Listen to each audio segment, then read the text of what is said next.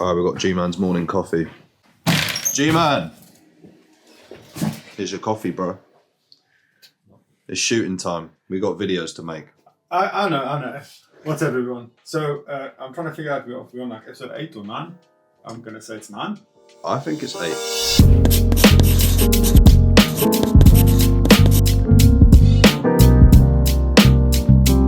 Okay, so, race car video. Sweet. How about J-Lo? Because J-Lo's gone, we've got money again. Unfortunately, the money that was supposed to be spent on the race car is being spent on other stuff to grow the company. So that's why the race car series has been quite stagnant. My attention has been on other people's cars, other people's dreams. But fortunately, winter is setting in, so we've now got time to carry on building the race car. But I am still being pulled in another big direction, which was the main reason for selling J-Lo. So I've had to call in some help with this race car to get this project back on track. I've got a fellow South African mate. He's very, very good around race cars. He's built a couple of 8-second cars. He knows what it takes to get a car there. He's got a lot of information. He's got a lot of experience with 6-cylinder cars, 2Js, RVs, things like that, Barras. So he's now wants to venture into the B58s. He's been in the UK for a couple of years now. So he's gonna come on board. Well, he's already here. I'll go call him in a second, and you can tell you who he is and what he does. So give me a second. Let me grab him. His name's Dev, by the way. Boos! So this is Dev. So what's up, guys? I'm Dev from Apex Industries, a custom shop that's based out in Cheshire that specializes both in classic vehicles as well as performance vehicles and everything else in between. And I'm down here with the boys at Osprey, helping them build their 1 Series drag build. And I'm pretty excited as this is something that hasn't been done before. And yeah, I like to do things that are a little bit different. As you guys can see, Devon's got a lot of experience that we're speaking about. If you guys need a custom fabricator, this is the guy to go to. He'll help you out finish your project, or he'll just finish the project for you. So it's not a hassle. So Dev, thanks for coming on board, bro. I really appreciate it. Cheers. Yeah, I'll tell you what. Last episode, I think we done the transmission. We got that mounted. So why don't we have a look at that and take it from there. So yeah, as you can see, guys, front of the motor spaced out. We need to start doing engine mounts on that. Gearbox mount is now finally fitted. Come have a look at it. Looking pretty fresh. Yeah, so nice and powder coated, stacked it nicely, made a little bit adjustable, and it's on solid mounts as well. So yeah, it's very important to keep this height correct because it's got to line up perfectly with our diff. We don't want too much play in our prop shaft that our universal joints are like under strain, especially when we do things like launching and all that. So yeah, let's get it down and let's start getting those engine mounts sorted out.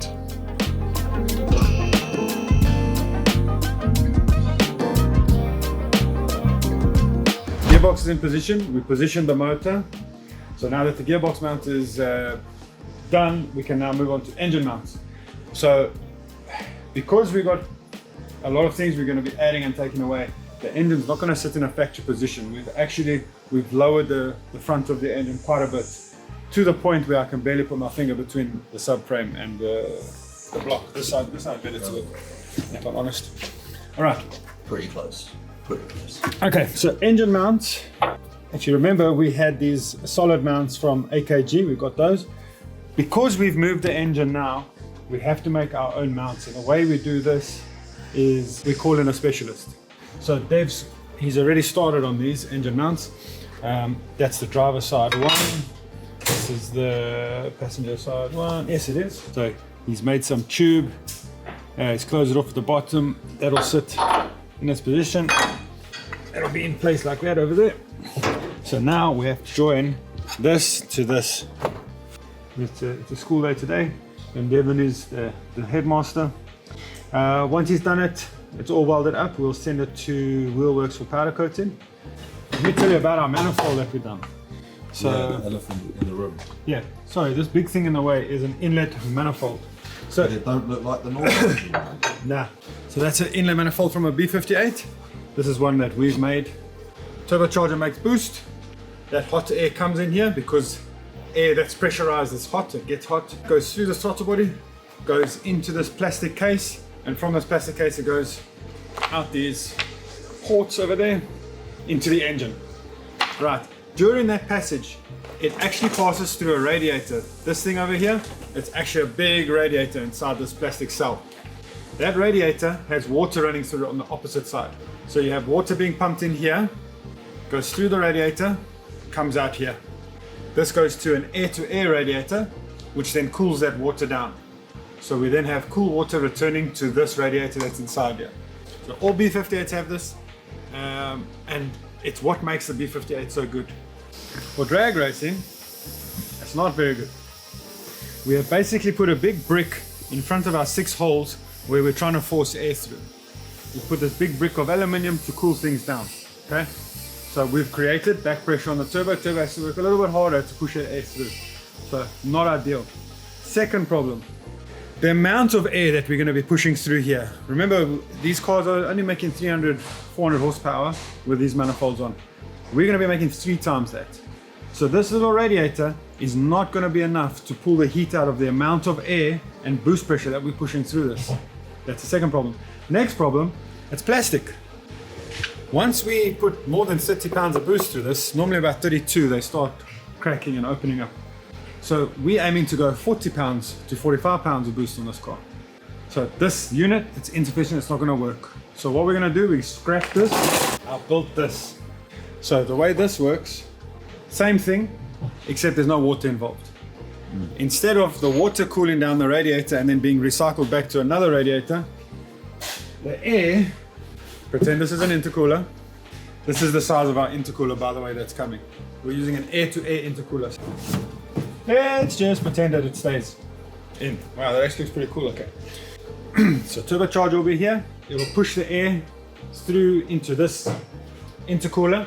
And this intercooler has got, it's a giant radiator basically, so the air going past, through the fins will then cool down cools down the air that's moving through the radiator, which then comes into this manifold and then goes into the engine. So if you have a look now, no water, no extra fuel pumps, no extra water pumps or anything like that. It's literally just air passing through the radiator and going into the engine. And because it's so big, we don't have such a big pressure drop. The turbo doesn't have to work as hard to push that air through the radiator. It's a very big radiator. A big thing we forgot about was the tubular front end. So what we're going to be doing is tubular front end. So as you've seen, I've chopped off the front of the car here. There's no supports. The supports have been taken off. So this was his initial. He's just testing. He's just mucking about, seeing if he can get it right. So why do we do that? We need as much space in the front here as possible. So not only do we need the weight out of it, we also need space for when we're working on the car. Doing things like a tubular front end, this is a basic tubular front end. If we were really going to go to town, we would chop it off over there and we would build a tubular front end. What, like here? More back, right to the firewall. Really? Yeah, we'd chop it back there and then your roll cage would actually tie into all of it. We haven't gone that far. We just want to get rid of the mess in the front here because we've got extra radiators going in here. So we need as much space as we can. And I don't want to just add all that stuff and then we're sitting with a heavy car on the front. So take out as much as we can. As you can see, we don't have headlights. Yeah, I mean, we'll get onto this later in the video. Yeah, I'll explain more of that when we do the turbo position and all that. We don't need to have all this bracing and all this extra shit in front. We're trying to keep it nice and light. Just need to keep a bumper on. That's it. The more stuff we can get out, the more weight we can get out, the less work the engine has to do to get us going. I mean, that's as simple as that. We really ideally, it's just going to look like a 1 series from the outside, but if you have to open the bonnet, you'll see there's a lot here that's not 1 series. Alright, Dev's going to get busy. Yeah, let's leave him to it. He's got a lot of work to do. There's Dev. Yeah, it stops. He's getting busy. And yeah, we'll start getting some cinematics. That's it. Yeah.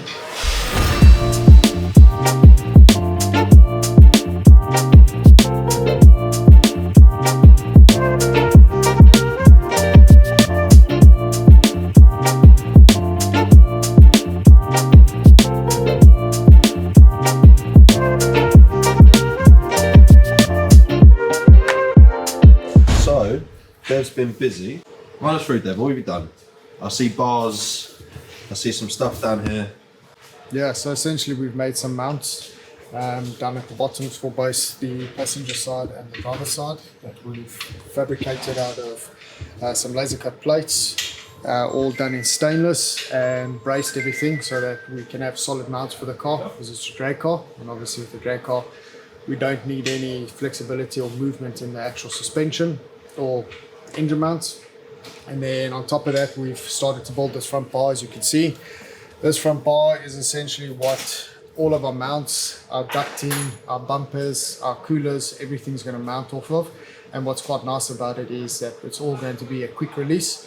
So essentially it's going to tie into the crash bar in the front half of the car, and what's going to happen is we'll be able to essentially take our quick locks off for quick releases in terms of boost pipes and water pipes and oil lines, and we essentially with a couple of bolts we are able to take the whole front end of the car, the bumper, the girdle, the crash bar, everything off in one piece, and it's going to allow us to change or make any adaptations or adjustments on the fly quite quick and simple and hassle free. With a race car you want simplicity and you want everything to be smooth. You don't have time for problem finding or fault finding at the track. You want to be able to go quickly to where you think the problem is, be able to get to it, attend to it quite quickly, and get back on the track in between all the different heats. That's it. And I assume it's going to mount here. Yeah, so that's going to mount. We're going to have some brackets that are going to come round and around to the other side. That's going to be welded in, and we'll have some bolts, and that will essentially be where everything holds into it. On top of it, we will bring some bars down that tie into the crash bar, and that will give us that lateral support or vertical support that we need so that it can take the weight of whatever is mounted on this, as well as take any forces from the wind that is coming up against the front half of the car and pushing this nose inward. Oh yeah, and what speed are you planning to do in this? On the 26-inch tyre in third gear, it's geared for 176 at 8,000 RPM. Yeah, that's a lot of wind. Well, hopefully it stands up. It'll be fine. Dave knows what he's doing. What are you on to next? Onto it next, we're going to start mounting the oil coolers. That's going to be for both our gearbox and engine. We're going to sort of tie them into the front cross member or slam tray, like we said. And then after that, we're going to hopefully have our new 5-inch core that we'll be running, and that's also going to be tied in. Once that's done, we have got essentially all the basics or the bones of the build to start fabricating and mocking up where we're going to put the turbocharger, how we're going to get air in, how we're going to drain the oil, and how we're going to run all of our charge pipes. Obviously with our charge pipes, we want to try to keep them as short as possible. We don't want these long twisty bends. We want it nice and direct. So yeah, that'll be what we'll be doing next.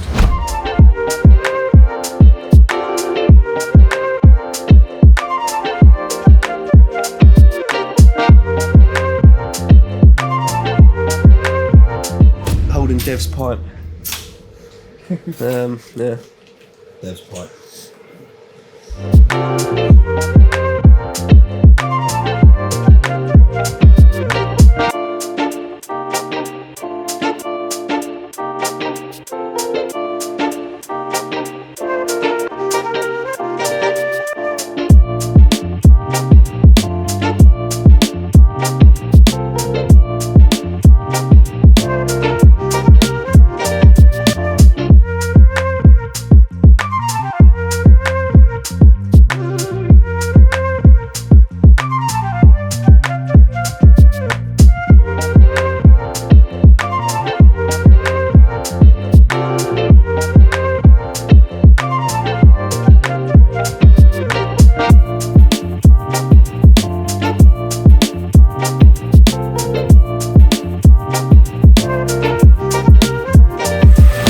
So Dev's been a busy boy. He's got quite a lot done and a lot's changed. As you can see, there's yeah, I mean, you know, my man just flies the work straight through, don't you, Dev? So give us a little rundown, just because I know the viewers are gonna see a bunch of stuff being done and might not fully understand everything. Yeah, so essentially basically what we've done is we've taken a new direction on the project, whereby first initially things that we thought may work are not going to work now that we've offered everything up to the car.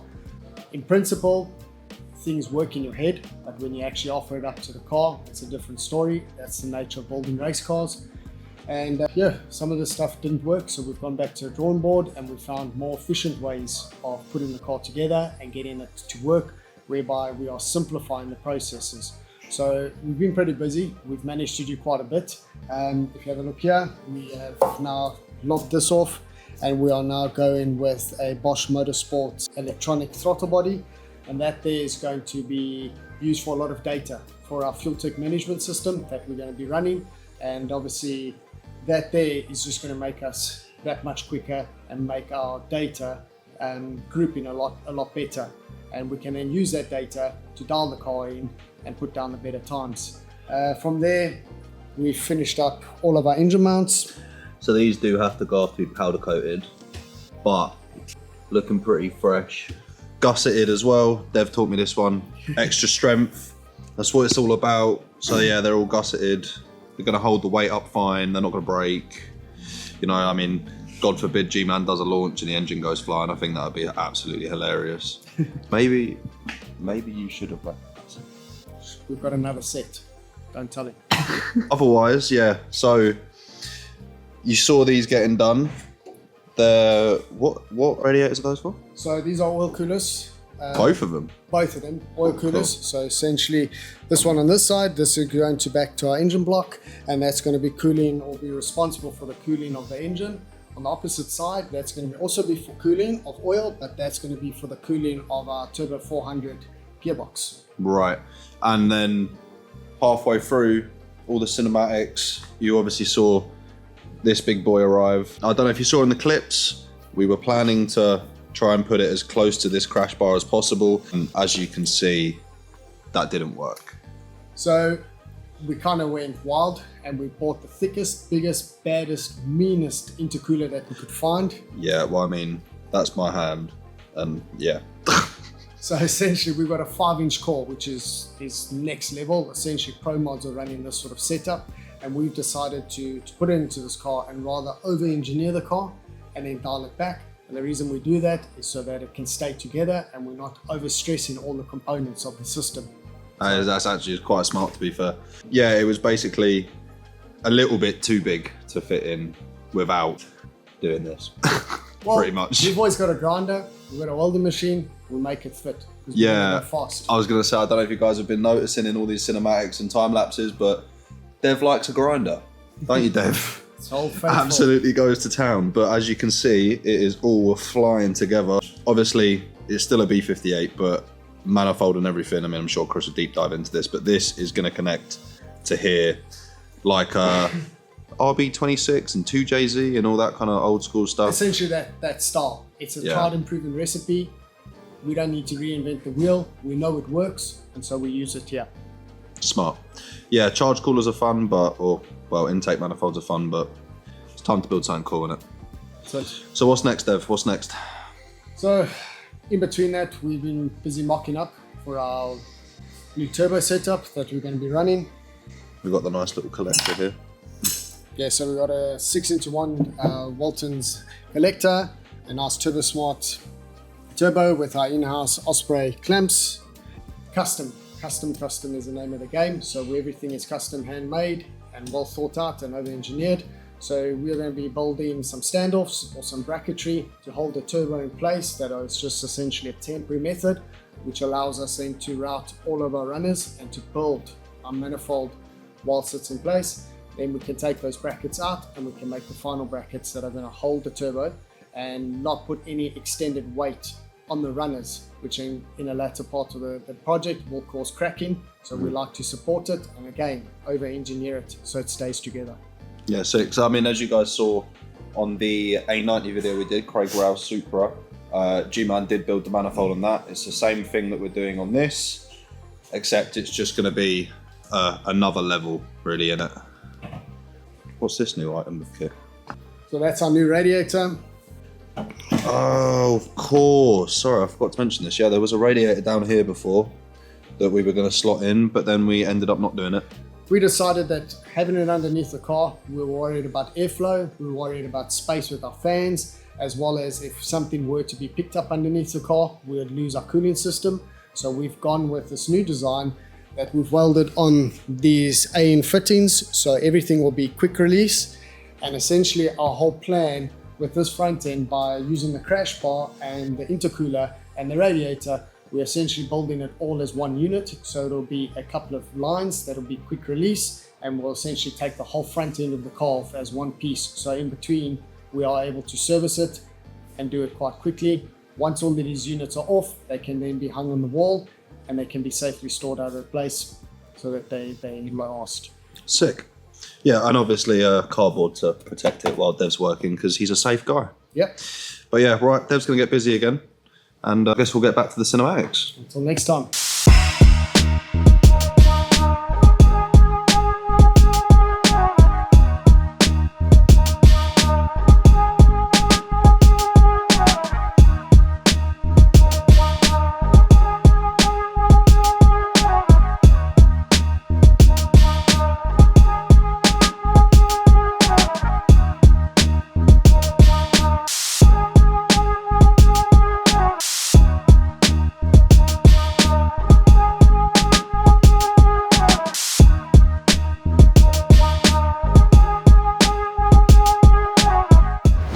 Boom, so that's as far as we're going to go for this episode, but let's have a quick look at everything we've got done.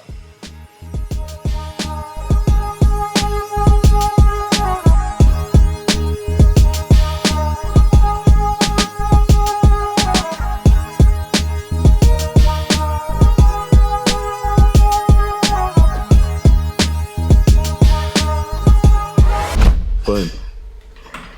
And we're finally there. Oh, the world has changed since we started this. So yeah, I want to walk you guys through what we've done in this episode, just to help you to understand, because I haven't been available to explain as we've been going step by step. Louis and Dev have done the job for me. But yeah, I always like to explain to you guys my way. So, why did we go with the air-to-air and not with the water system? I explained it in the beginning about the back pressure and everything that was involved. But ultimately, this car will run on methanol. Methanol is a very cold burning fuel, so our engine temps won't be very high, our charge temps won't be very high. We can make a lot of power with methanol. The problem with methanol, it is quite corrosive, so you have to run a special kind of oil in the car, which we will be doing. But yeah, ultimately, when we started the project, it started the fastest B58. When we started that, people were not running mid-8s, let alone 7s. So now we can't keep aiming for an 8-second car. We need to aim for a 7-second car. So a lot of changes are necessary for us to go there, and it's going to be things like running it on methanol. The back suspension, we're going to have to revisit the back suspension. We're going to have to redo something there because we're going to need a much bigger tire now.